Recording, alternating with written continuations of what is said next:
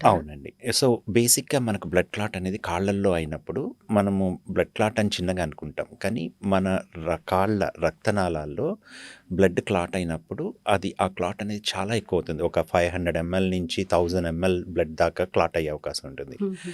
అంత blood clot మనకు కాళ్ళ నుంచి ఊపిరితిత్తులకి వెళ్ళినప్పుడు సడన్‌గా ఊపిరితిత్తుల్లో ఆ బ్లడ్ ప్రవహించేది ఆగిపోతుంది. అప్పుడు మనం తీసుకున్న ఆక్సిజన్ అది అనేది మన బాడీకి అందకుండా పోయినందువల్ల సడన్‌గా చనిపోయే అవకాశాలు కూడా ఉంటుంది.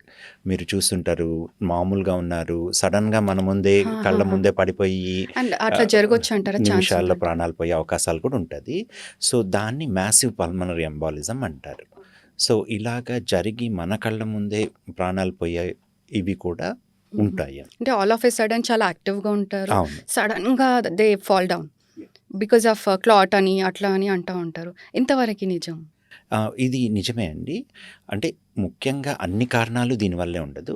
అంటే heart one of the attack వల్ల ఫ్యాక్టర్. ఉండొచ్చు. వన్ ఆఫ్ ది ఫ్యాక్టర్‌లో. సో, మాసివ్ పల్మనరీ ఎంబాలిజం అనేది ఒక ముఖ్య కారణం. ఇలా సడెన్‌గా ఆహ్, అప్పటిదాకా కొంచెం బానే ఉన్నట్టుండి హుహుహు. సడెన్‌గా కొంచెం ఛాతీ నొప్పి, ఆయాసము అలా వచ్చేసి పడిపోయి చనిపోయే అవకాశాలుంటాయి. మీరు